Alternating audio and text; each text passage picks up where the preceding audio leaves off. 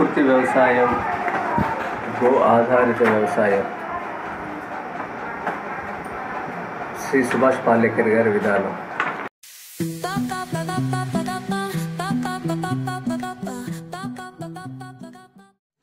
Hello everyone, Sai forms YouTube ఛానల్కి స్వాగతం. ఇవాళ ఈ వీడియోలో సేవ్ ఆర్గనైజేషన్కి విజిట్ చేసి ప్రకృతి వ్యవసాయం చేయడానికి కావాల్సిన ఇన్ఫర్మేషన్ తెలుసుకుందాం. ఈ వీడియోని స్కిప్ చేయకుండా చివరి వరకు చూడండి. అలాగే మన ఛానల్ని సబ్స్క్రైబ్ చేసి ఇలాంటి వీడియోస్ మరిన్ని చేయడానికి సహకరించండి.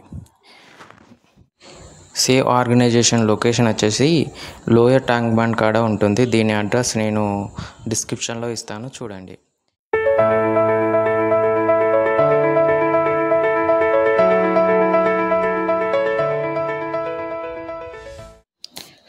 ప్రకృతి వ్యవసాయ నిపుణులు సుభాష్ పాలేకర్ గారి అడుగుజాడలో నడుస్తున్న విజయరామ్ గారు 43 ఎకరాల్లో ఎలాంటి రసాయనాలు వాడకుండా గో ఆధారిత వ్యవసాయం చేస్తూ పెట్టుబడి లేని పంటలను పండిస్తున్నారు.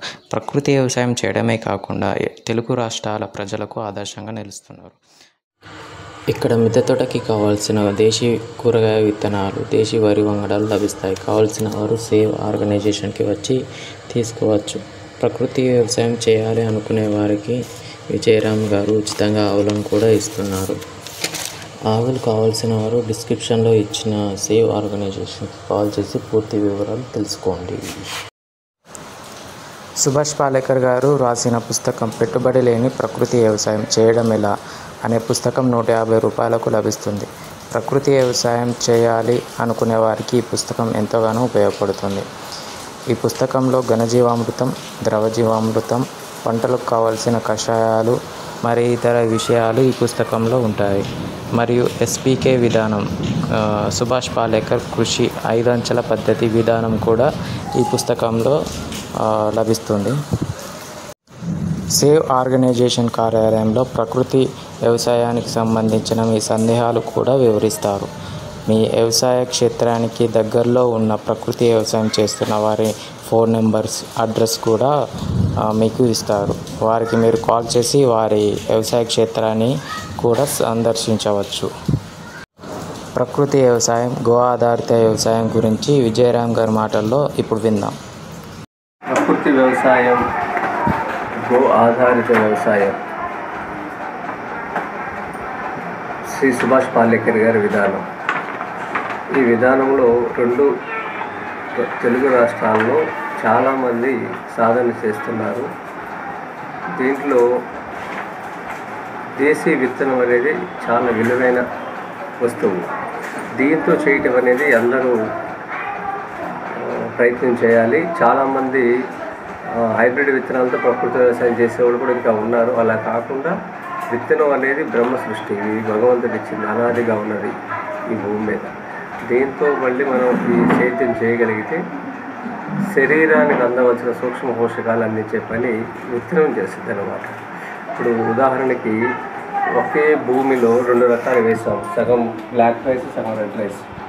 కానీ దీంట్లో ఉన్న గుణాలు ఉన్నాయి, దీంట్లో గుణాలు ఉన్నాయి. అంటే ఈ భూమి లోపల అన్నపూర్ణేశ్వరి, అన్నీ మనకు కావాల్సిన పోషకాలు, ఖనిజాలు అన్నీ ఉన్నాయి.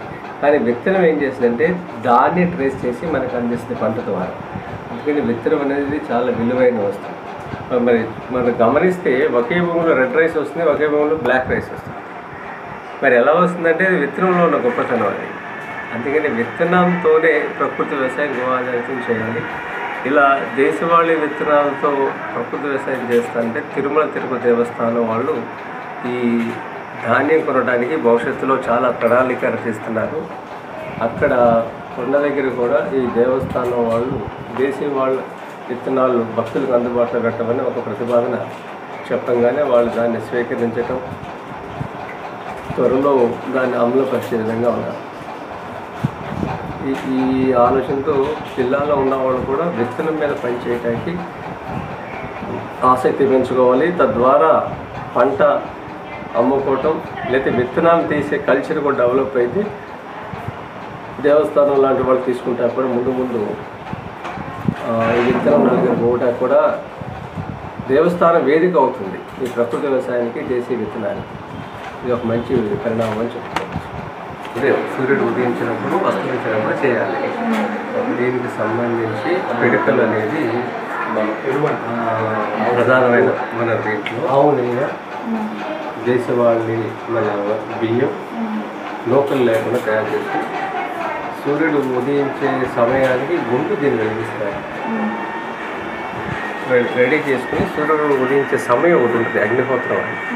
అది మీకు యూట్యూబ్లో దొరుకుతుంది. ఏ ప్రాంతాల్లో సూర్యకిరణాలు ఎప్పుడు వస్తున్నాయి దాని ప్రకారం దీన్ని ఒక 2 నిమిషాల ముందు వెలిగించుకొని ఆ అగ్నికి ఆహుతి ఇవ్వాలి ఆ బియ్యాన్ని. అది దేవతలకు ఆహారం అంటారు ఇలా చేస్తే అగ్నిహోత్రం అనేది. ఆ తరంగాలు చాలా మంచిది ఇంట్లో. ఈ కాళ్ళ కొంచెం బూడిద చూసారా, ఈ వేలుతో చిగుళ్ళు తోముకుంటే పంటి సమస్యలు రావు. పడుకునే ముందు లేకంగానే 2 సార్లు తోముకోవాలి జీవితంలో ప్రతిరోజు. పైన కింద లోపల ఈ ఏళ్ళతోనూ లోపల డెంటల్ సమస్యలు రావు.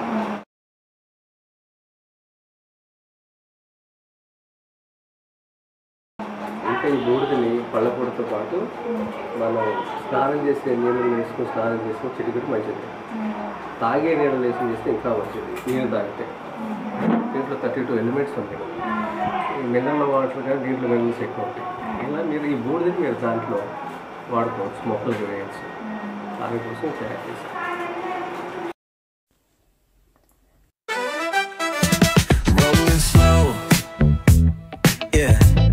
The sun's sinking low. Hitting up the boulevard, see the palm trees glow. Caddy drop top, got the rims on shine. West Coast living where it's always fine. Barbecue grilling, got the smoke in the air. Neighbors pulling up, good vibes everywhere. Talk box singing, let the synthesizer play. Grooving through the block like it's a Saturday.